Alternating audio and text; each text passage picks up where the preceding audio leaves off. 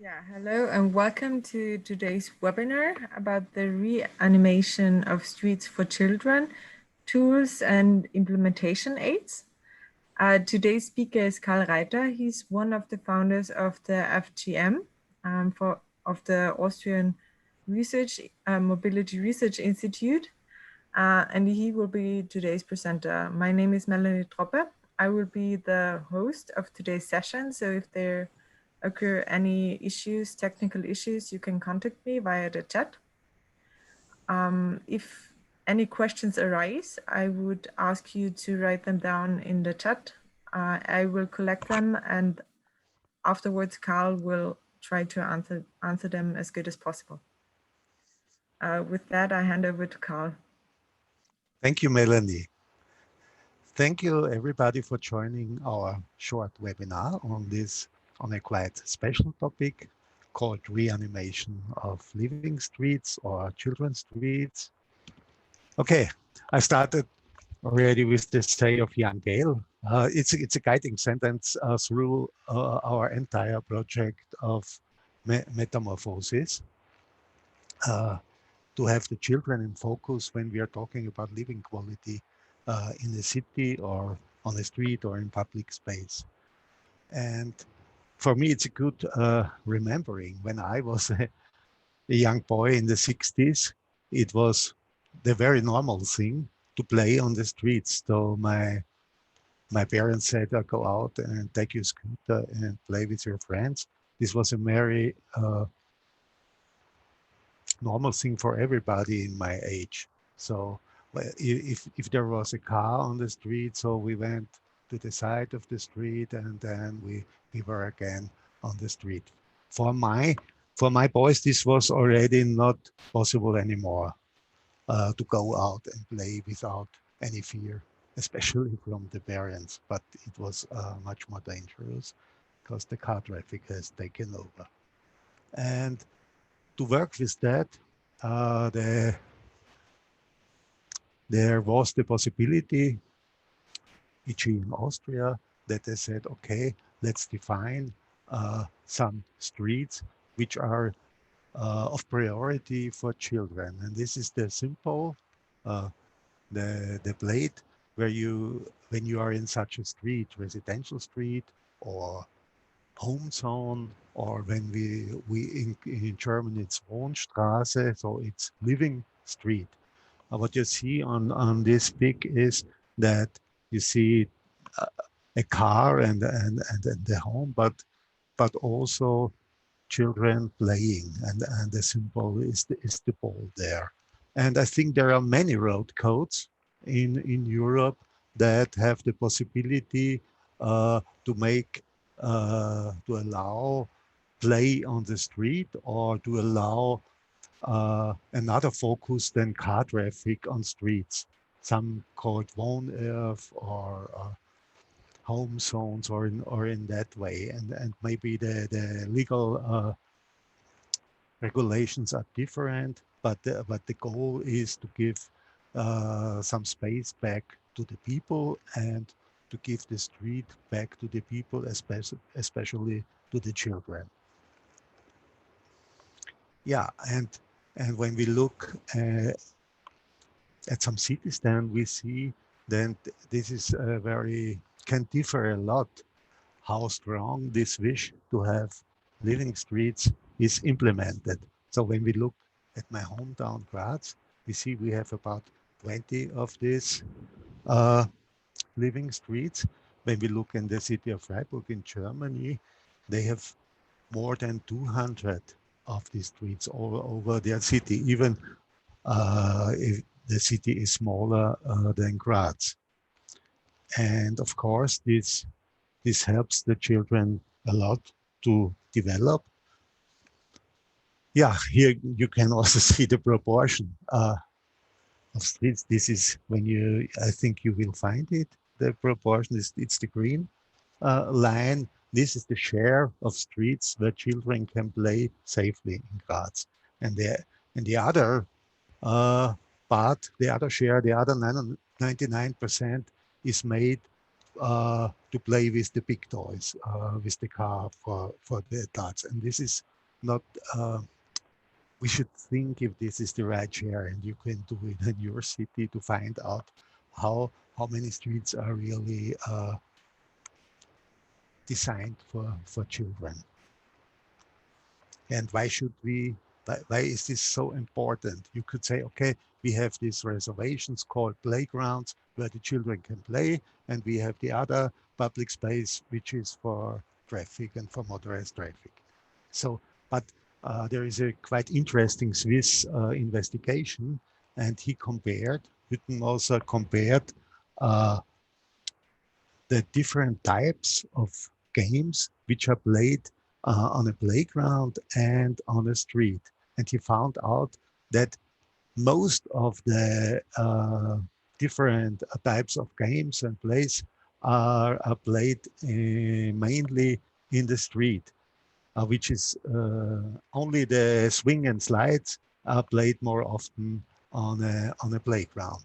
But to bring toys from home and to make something, this is evident. That is like that it is better in when you play in front of your house, or to use chalk or group games or ball games. And this makes, so you can easily find out, this diagram shows you that street play is much better for your kid to develop, especially to develop in a way that basic views, to keep balance and so on. And it is also a social item. So if you live in such a residential street, then the number of friends is much higher. You can see it here, the green column, than the number of friends in normal streets. And of course, it is possible to move independently compared to normal streets. This is the second column.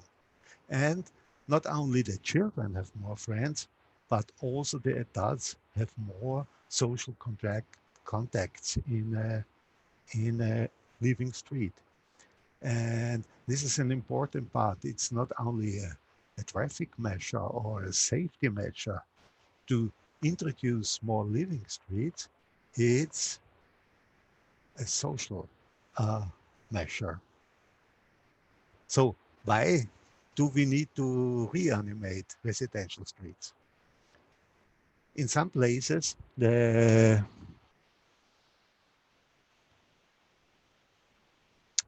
parents ask for, or the residents ask for, a living street, and there is a certain social community, and the street is used like the law allows. Yeah, what you can see here.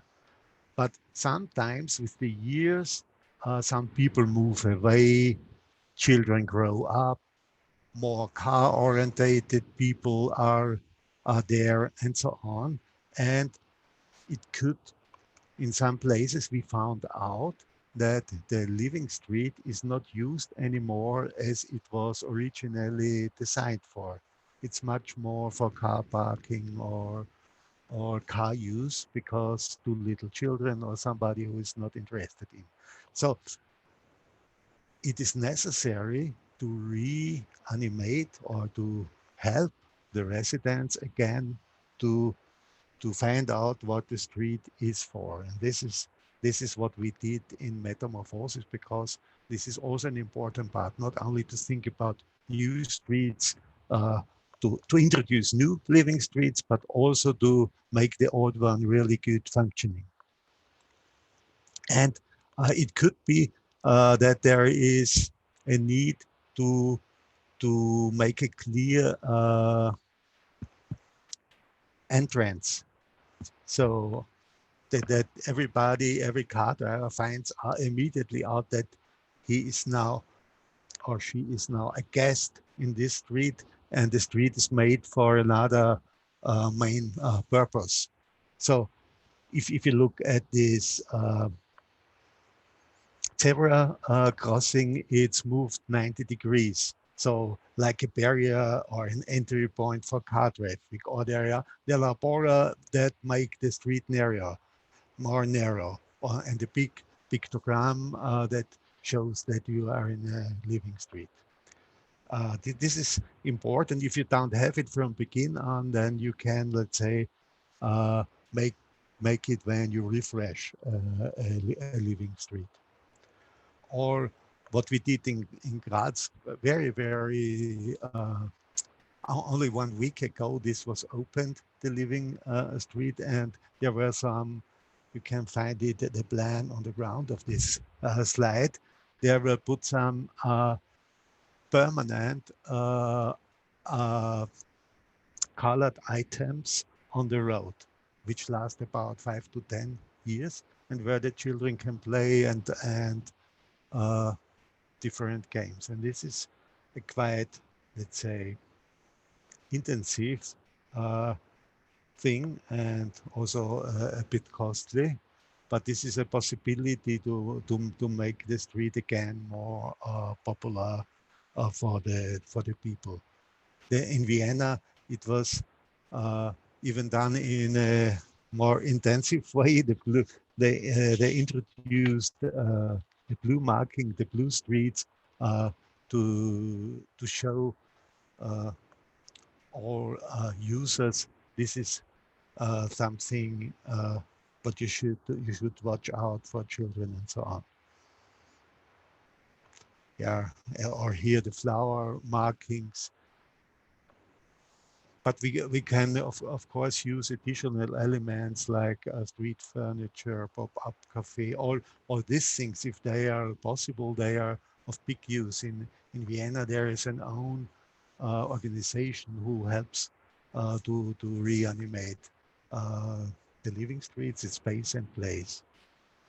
We did also in Vienna and Graz some living street days, some days to which a bit with a bit of animation and help uh, to help the people to find out, oh, what could be done also in a normal case without animation out on the street. And this is a street for for people and for staying, and not primary for car use. Car is only allowed at the speed of pedestrians. And to help, we introduced a small booklet. It's called the Residential Street or Wohnstraßen Spielebuch in Germany. It's for download on the METAMORPHOSIS homepage. And here you find a lot of possibilities how to reanimate a street. What could be of help is this figures made from wood or cardboard, and to use it sometimes. And even if there is nobody outside, it can be of help uh, that there is some, let's say, dummies who make the street more. You can get the feeling there could be somebody in the next moment. And the use of chalk is a big thing because it's so cheap and so easy to make, to provide chalk for children, but also for uh, adults who like to draw. You can be very creative, or you can use the chalk to make, let's say, the rules or the lines for additional games. This can be these hopping games. Maybe you know it from your childhood. It's different ways to play that, and in our in our guidebook there is a description which games you could play with this on street uh, games made by chalk. This is a very nice thing. And there is also a building plan or a construction plan in the booklet. It's called cornhole. So it's a wooden board with a hole in it, as you see in the picture here, and it's game for the entire family. So you threw a bean sack and try to to catch the hole. And if you are on the cut, on the wooden board, you get some point. And if you put it into the hole, you get the highest rank. And it can be easily adapted to smaller children. So you just have to change the distance. The adults have to try it from a bigger distance, and the children from a nearer distance. And this is always when we put this on a street, there is immediately people who start to play with that. Another thing is these games to keep the balance. So this is for, there is a link to another brochure which was made by the Danish Cycle Embassy. So it's about cycling games and to keep balance and to train your abilities, your motoric abilities, for instance, to catch soap bubbles, or to have a parkour with cones and so on. This is very easily done and could be also marked with the help of chalk. And if you have an animation activity, this works very well and is always of good use. So what you need is some material, some possibilities also to move, like bicycles or scooters, and some chalk to make. This is the main elements for animation activities. This can be used in special days with the help of animators, but this can be also left there in a living street as an animation toolkit. And to show you how you can go do this animation, this is something we use for animators, but we have also for rent. There is some street chalk ropes, traffic cones, games, and so on. There's a whole toolkit for street animation in a cargo bag. So everything is, let's say, in a good way designed and put together. And METAMORPHOSIS set up two of these bikes to rent out for living streets. And this is can be easily duplicated, of course, for other cities.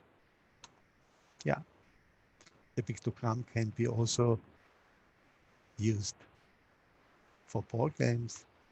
And thank you for your attention.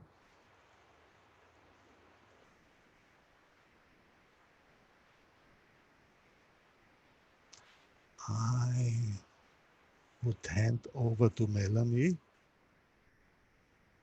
Thank you, Karl. Yeah, if you have any questions of. There are no questions yet. If you do have any questions, you can ask them in the chat.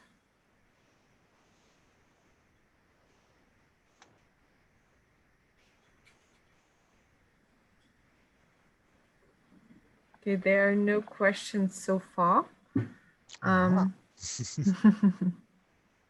Yeah, you get a lot of materials from our Metamorphosis page, where you see the address on the bottom line. So you can download this booklet in English and in German language. And we are under preparation for a fact sheet for that, and also for the cargo bag and the content for such a toolbox.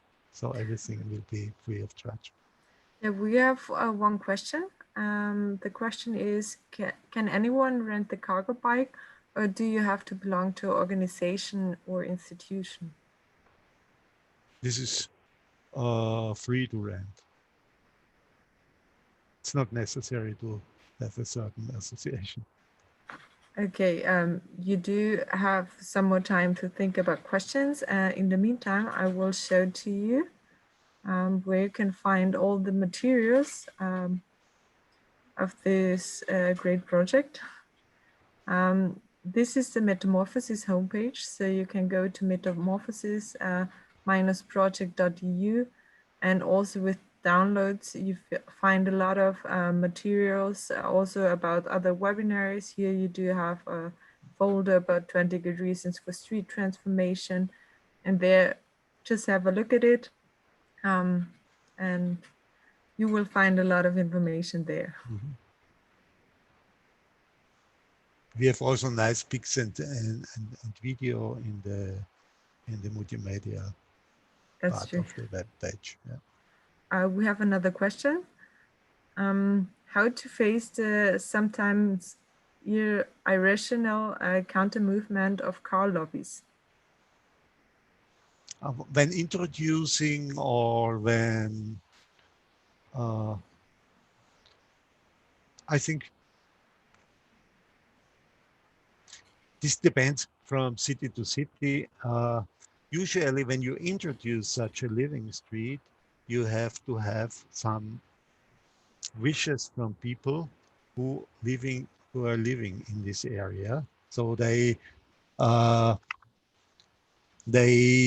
send in, let's say, a list of names and their signature that they would like to change the street in their residential area.